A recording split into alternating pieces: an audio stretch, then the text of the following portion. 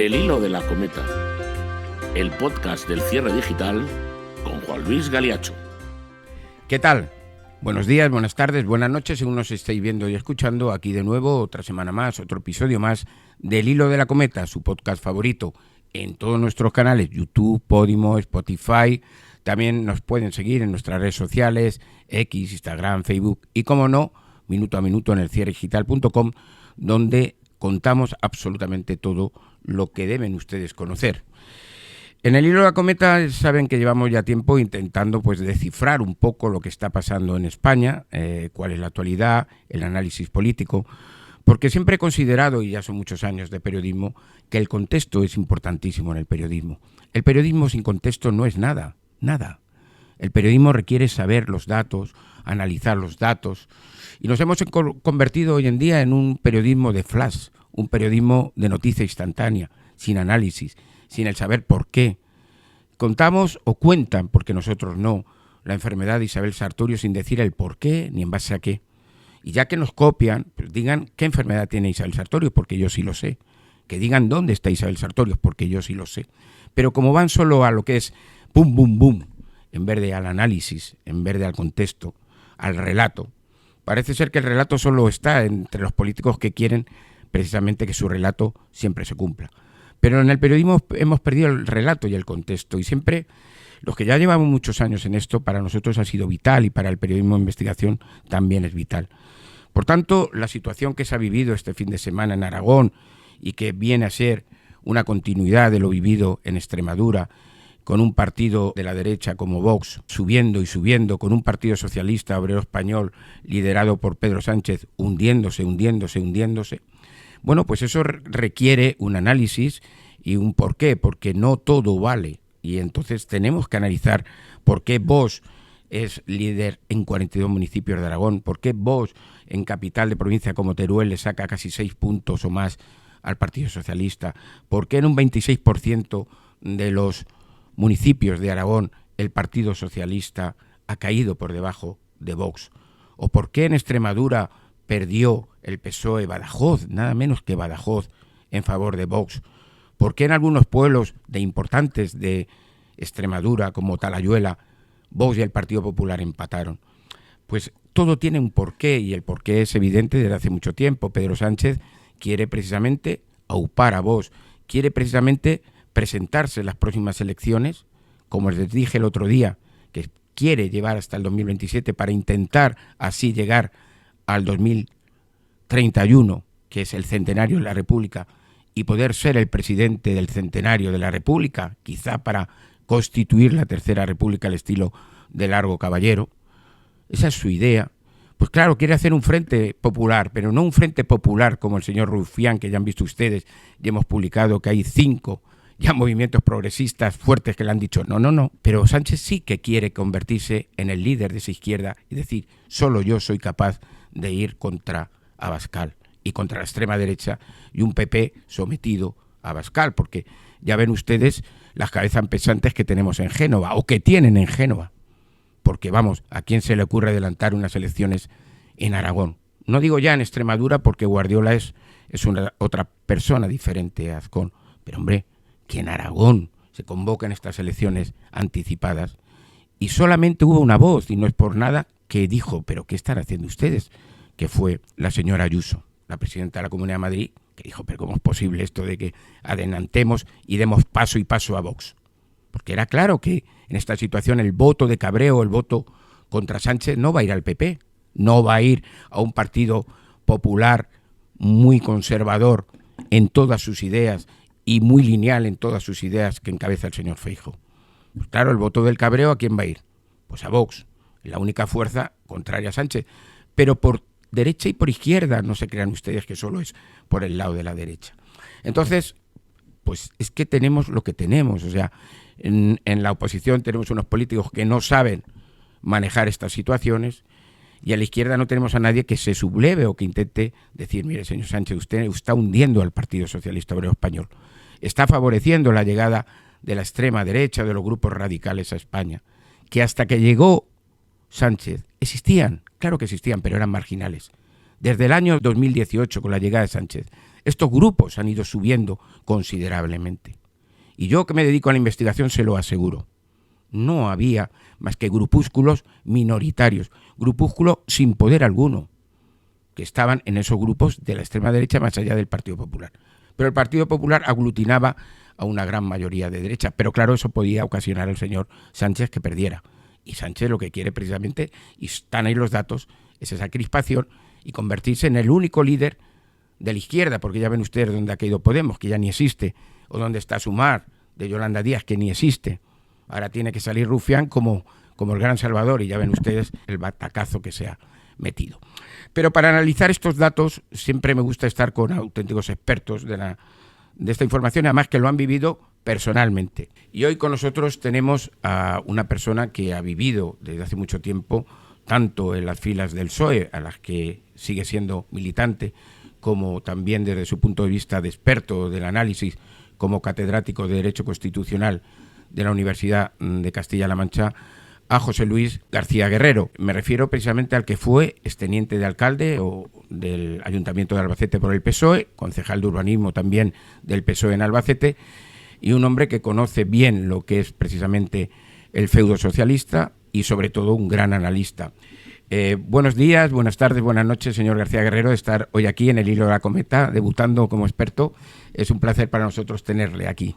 Hola, muy buenas. Vamos a ver si estamos a la altura de las expectativas, que me parecen excesivas.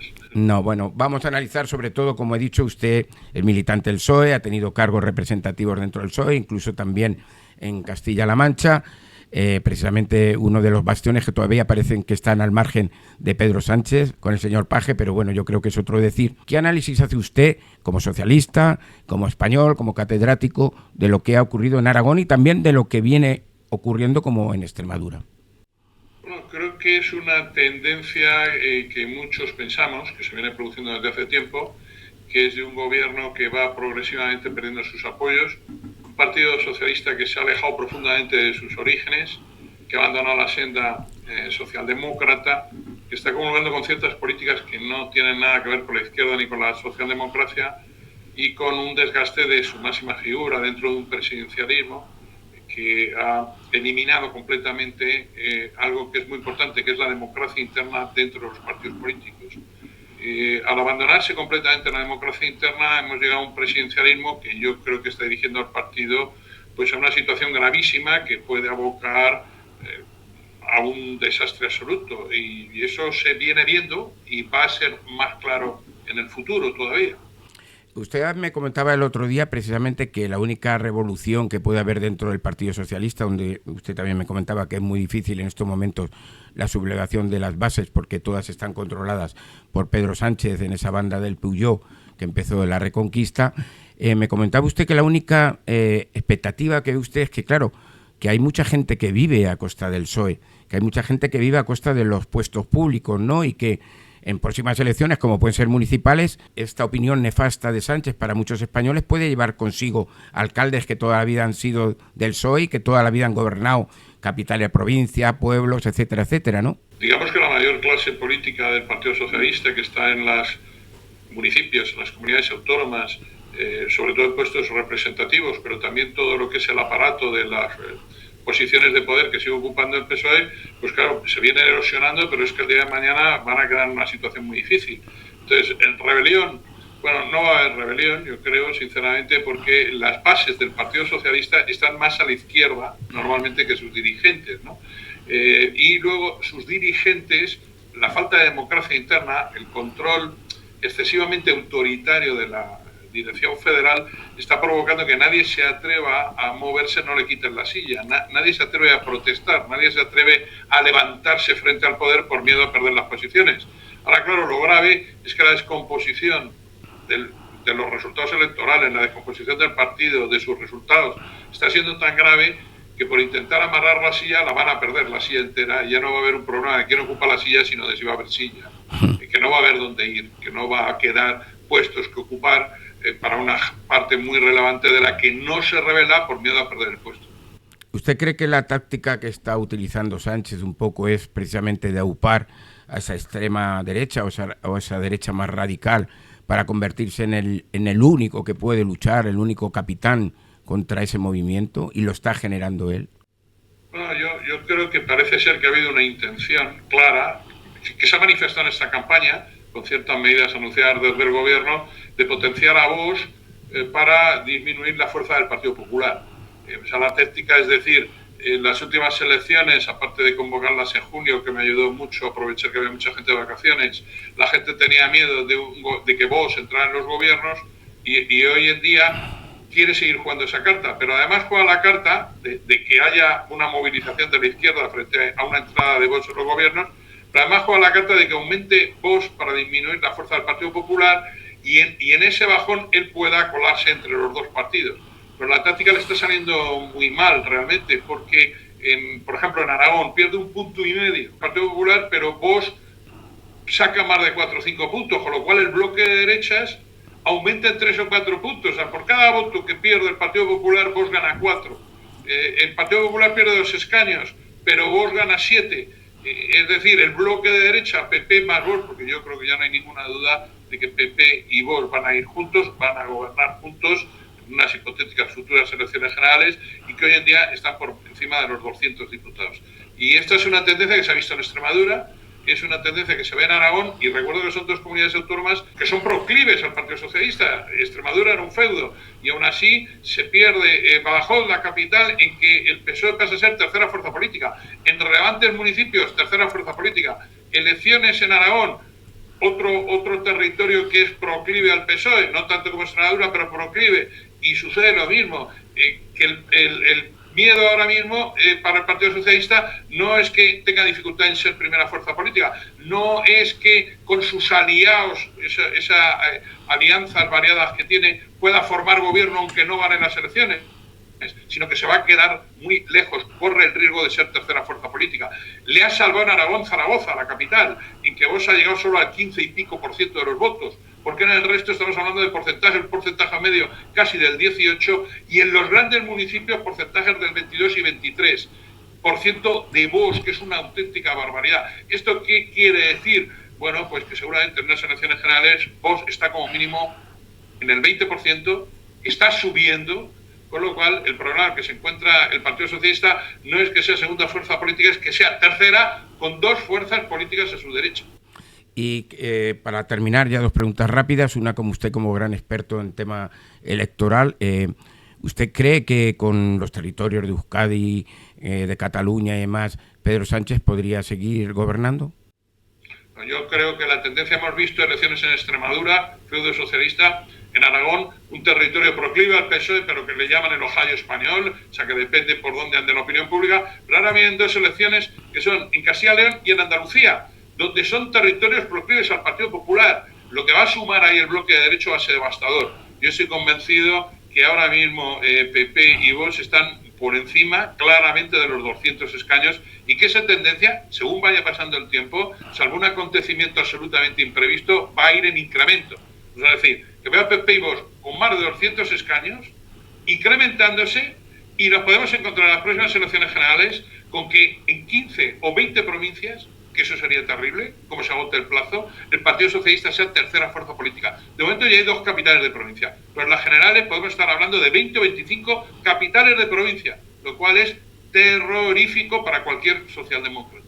Y ya para terminar, muy rápido, ¿qué pasa con el PSOE de Castilla-La Mancha, que usted es miembro y afiliado también? ¿Por qué no se levanta el señor Paje de una vez? ¿No tiene fuerza? ¿No tiene diputados?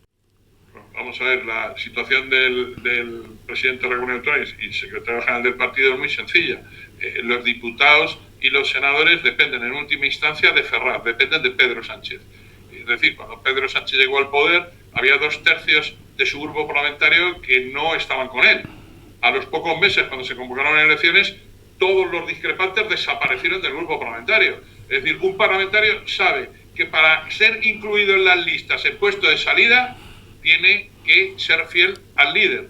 Y entonces, con ese mecanismo, desaparece la democracia interna. No hay posibilidad de rebelión. Cosa que no sucede lo mismo en el Reino Unido, porque en el Reino Unido, cuando los diputados ven que su líder es muy impopular y puede llevar al partido a la pérdida de las elecciones, sus diputados, en el grupo parlamentario del Parlamento británico, descabalgan al líder. Aquí en España eso es imposible, porque los diputados de Castilla-La Mancha no dependen de Paje, dependen de Sánchez. Pues nada, señor García Guerrero, encantado de que esté aquí en el Hilo de la Cometa. Esperamos verlo o escucharlo en más ocasiones. Y un abrazo muy fuerte y bueno, vamos a ir viendo porque al final, como digo, todo es esperar y todo es ver y todo es analizar. Muchas gracias por su presencia. Muchas gracias, un abrazo también fuerte para vos.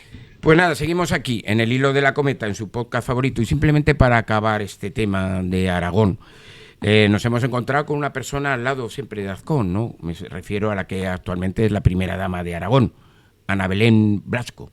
¿Quién es Ana Belén Blasco? ¿Quién es la primera dama aragonesa?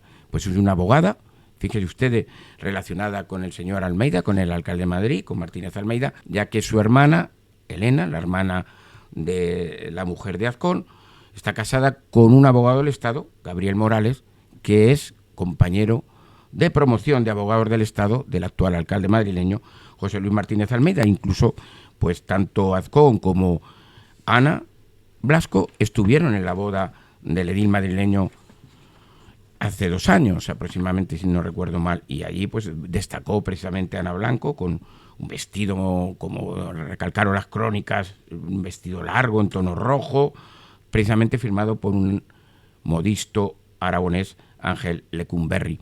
Ella precisamente conoció precisamente a Azcón estudiando la carrera de Derecho en la Facultad de Zaragoza. Precisamente se conocieron en una fiesta de fin de curso, de fin de carrera, que un amigo en común había montado, y desde allí, en el año 2000, se conocieron. En el 2002 se casaron.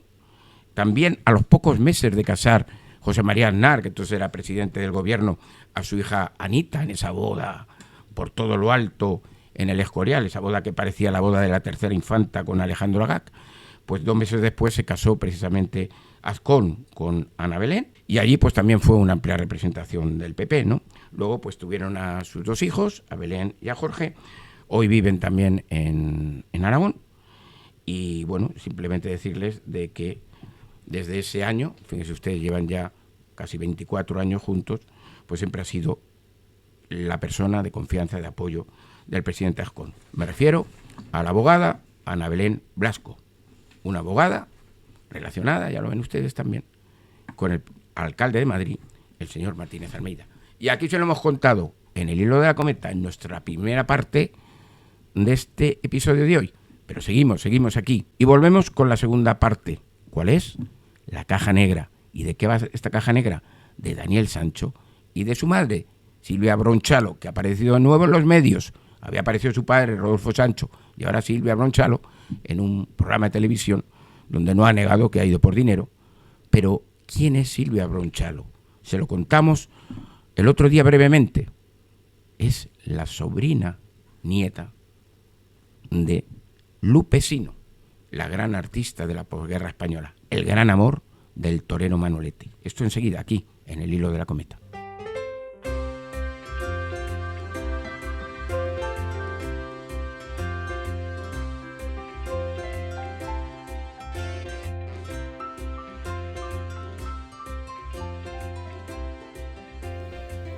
Seguimos en el Hilo de la Cometa, en su podcast favorito, en todos nuestros canales, YouTube, Podimo, Spotify y redes sociales.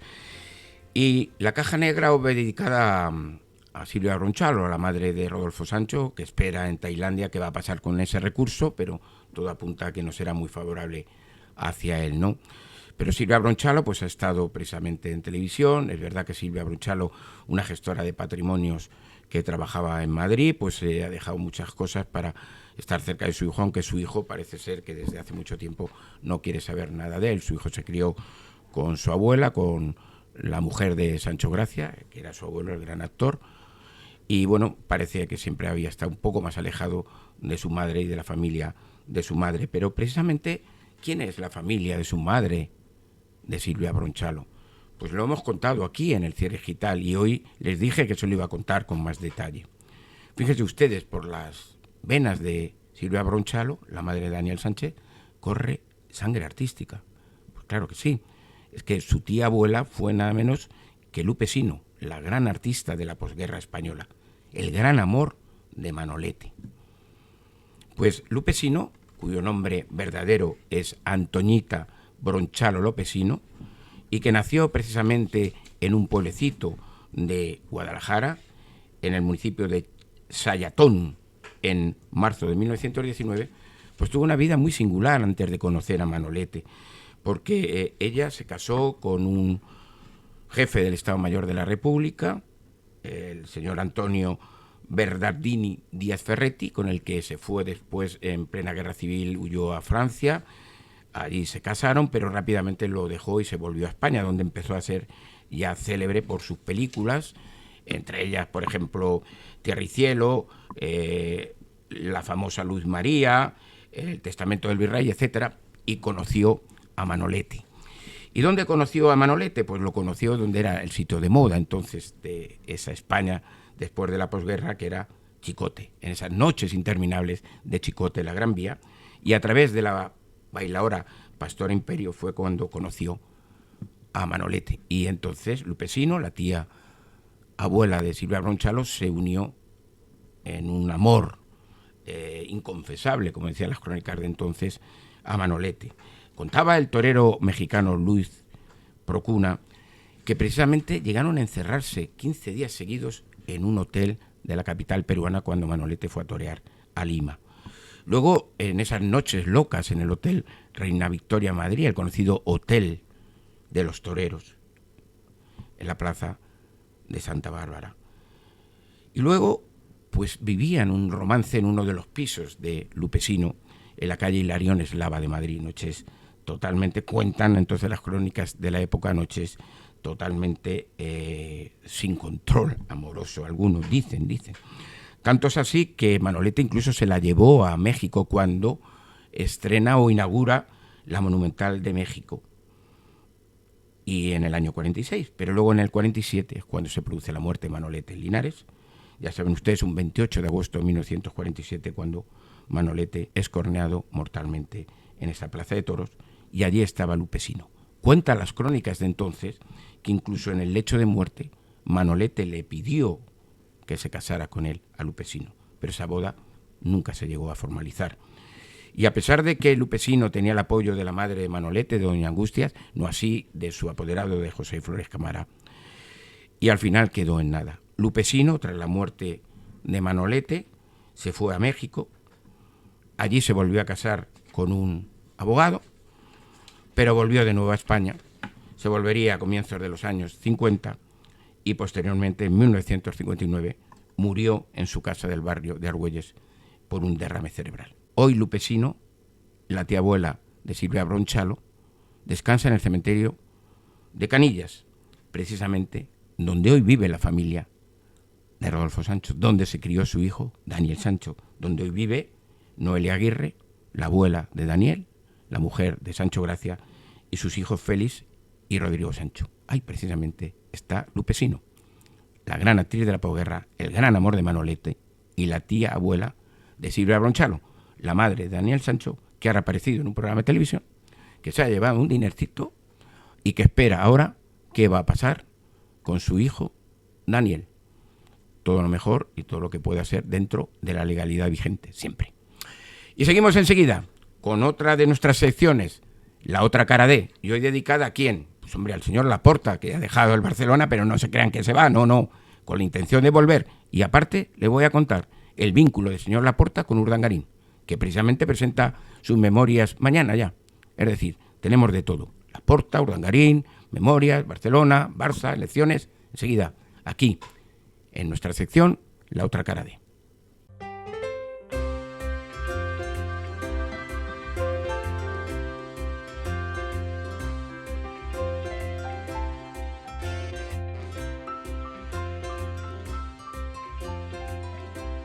Seguimos aquí en el hilo de la cometa, ya en nuestra sección La Otra Cara de. Ya les he dicho que hoy vamos a hablar de el señor Laporta, Joan Laporta, que ha dejado el Barça, pero ya les he dicho que no para irse, sino para volver, y además volver con más fuerza y ganar las próximas elecciones. Pero ¿quién es Laporta? ¿Qué hay detrás de Laporta? ¿Qué relación tiene Laporta con Urdangarín, que va a sacar este viernes ya al mercado sus memorias? Todo lo vivido, triunfos, derrotas y aprendizaje, de la editorial Grijalbo. Vamos a ver lo que cuenta, porque ya les digo que es todo... Pero sí me interesa saber primeramente Laporta, que luego les contaré con Urdangarín. Pues Laporta, todo viene, y todo lo que ha formado Laporta en el Barça viene precisamente por su suegro, el señor Juan Echevarría. Juan Echevarría era que falleció recientemente a los 101 años, fíjense ustedes si era longevo, era uno de los grandes capos de Cataluña. Él es dueño, o fue el dueño, de Mutua Universal. Tenía poder de responsabilidad en Nissan, en Motor Ibérica, y como les digo, en Mutua Universal. Uno de los grandes patrimonios y poder en esa Cataluña.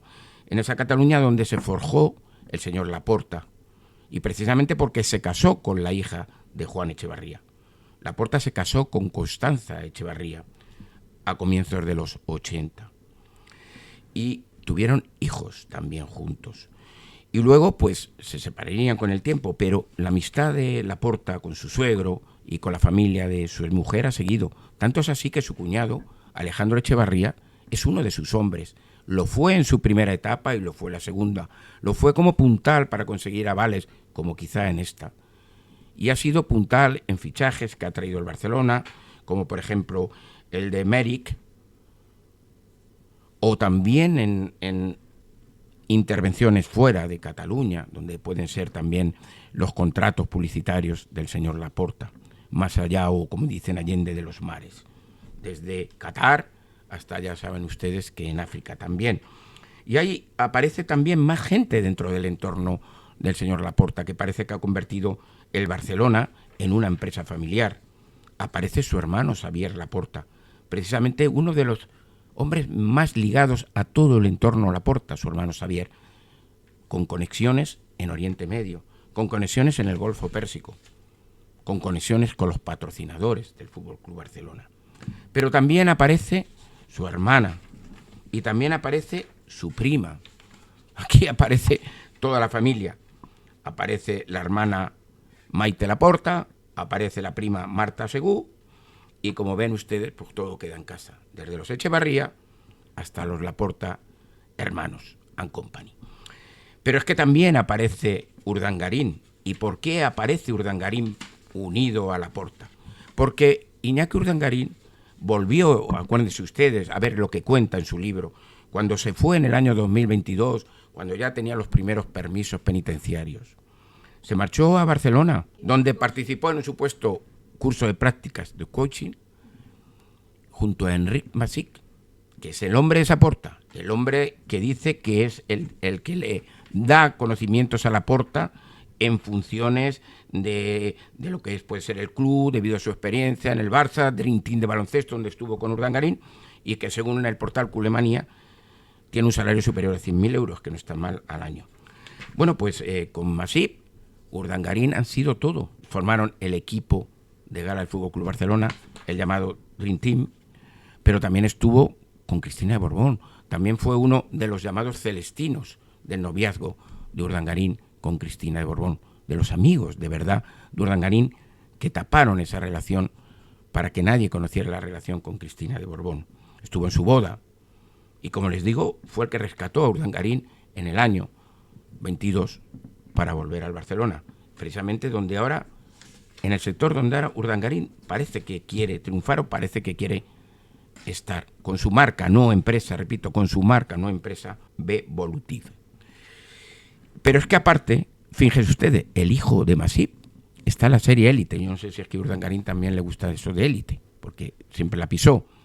Y es Enric Masic Jr., es uno de los intérpretes de la serie Élite. Como ven ustedes, todo queda en casa. Poder, fútbol, dinero, cine, audiovisuales. Quizá esto sea Laporta & Company, o la empresa familiar de Laporta en el Barça, que quiere volver para ser más y más y más. Y aquí se lo contamos en el cierre digital, en el hilo de la cometa, y les contaremos al final si el señor Laporta llega o no al Barça, pero siempre, al menos, con información. Volvemos con nuestra última sección, el consultorio de Galiacho. Enseguida.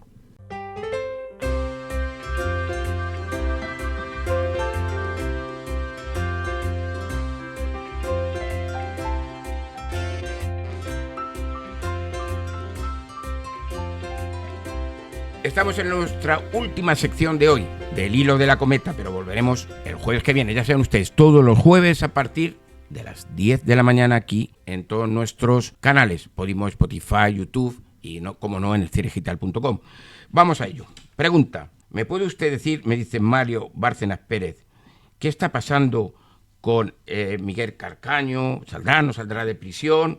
El caso de Marta Castillo, saben ustedes que va a un biopip, a una serie en Netflix. Pues les cuento, mire usted. Miguel Carcaño, el asesino de Marta Castillo, el único por ahora, pues está en una lujosa prisión, o lujosa entre comillas, porque las prisiones nunca son lujosas, en Archidona, Málaga. ¿Pero qué ocurre? Pues que ni se integra, ni quiere trabajar, es decir, está un poco, por decirlo así, como parásito, como pasota absoluto. Y por tanto, pues bueno, pues ¿saben por qué se lo llevaron a Archidona? Porque él estaba en el penal, que eso sí es un penal de Herrera de la Mancha, y entonces ahí le descubrieron pues que tenía teléfono móvil, que tenía tableta, que tenía ordenador portátil, que tenía un pincho wifi, y claro, eso lo prohíbe la normativa penitenciaria en España y en el mundo. Bueno, en el mundo es diferente. Y luego, bueno, pues rápidamente, pues perfecto, se fue de Herrera de la Mancha, se puso en Archidona, y ahí vive en Archidona esperando a ver si en 2030 pudiera alcanzar las 3/4 partes de la condena y pudiera solicitar la provisión al tercer grado, que sería 2030. Todavía le queda tiempo, ¿no? Desde entonces, pues no tiene permiso. Y su integración, como les digo, en el centro es escasa, permanece en el módulo 1, que es cuando llegó, y sigue sin trabajar y se limita a hacer simplemente lo obligatorio, según han narrado al Cierre Digital fuentes penitenciarias. Así nos afirman, dicen, no tiene destino, ni sale del módulo para otras actividades, únicamente cumple con las tareas obligatorias propias de un módulo de respeto donde se encuentra y no ha protagonizado incidente alguno. Pues ya saben ustedes, este es Miguel Carcaño y esta es su vida en el centro penitenciario de Archidona, en Málaga, donde actualmente se encuentra. Otra pregunta, me dice Juan 168, ¿cómo una concesión del franquismo sigue intacta más de 50 años después con un parking en Madrid? Pues sí, señores, sí. Hay un último parking del denominado franquismo, de las concesiones, que está en Madrid, en la Plaza del Rey, muy cerquita de lo que es la Cibeles, y que la domina la familia Abelló, porque la familia Abelló prácticamente dominaba todos estos parkings de Madrid, el de Chueca, el famoso de Chueca, el de Plaza del Rey, y lo tenían a través del family office suyo, la familiar, y de una gestora que se llama Firmun Capital.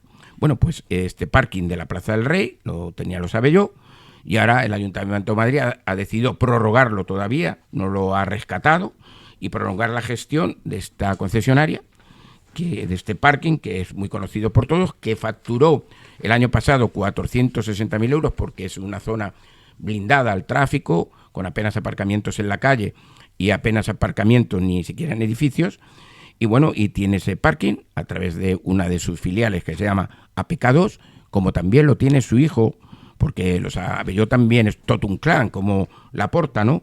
Y uno de sus hijos, que es el que se dedica precisamente a los temas de los parking, si no recuerdo mal, es el cuarto, el último de los 4 hijos, que se llama Cristian Abelló Gamazo, hijo también de la célebre Ana Gamazo, pues tienen precisamente estas infraestructuras urbanas, y dentro de estas infraestructuras urbanas también tienen el famoso parking de Pedro Cerolo, que también proviene de esas concesiones del tardofranquismo. Como ven, la familia Abelló, al igual que en su día lo fue Emilio Butragueño, parece que dominan los parkings de la capital de España y los parkings de Madrid.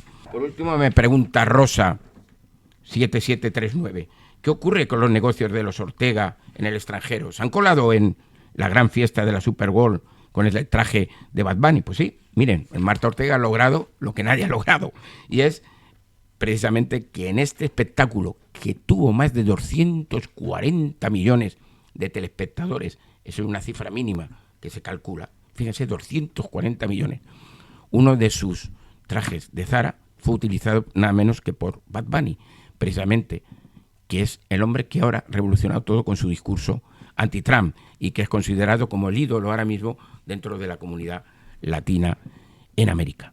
Pues ese traje que llevaba Bad Bunny era un traje de Zara que consiguió lograr meter Marta Ortega, mientras que su padre se ha dedicado a las inversiones logísticas en Australia, donde parece que quiere meterse en el holding logístico Cube, que lidera uno de los fondos australianos. Como ven, los negocios de los Ortega van más allá de España y están triunfando en el extranjero. Y no hay que olvidar, repito, que el hecho de que Bad Bunny se convirtiera en el héroe de la Super Bowl en un festival latino y con una prenda de la cadena española Zara, pues está diciendo el triunfo precisamente de esta cadena de ropa de Amancio Ortega.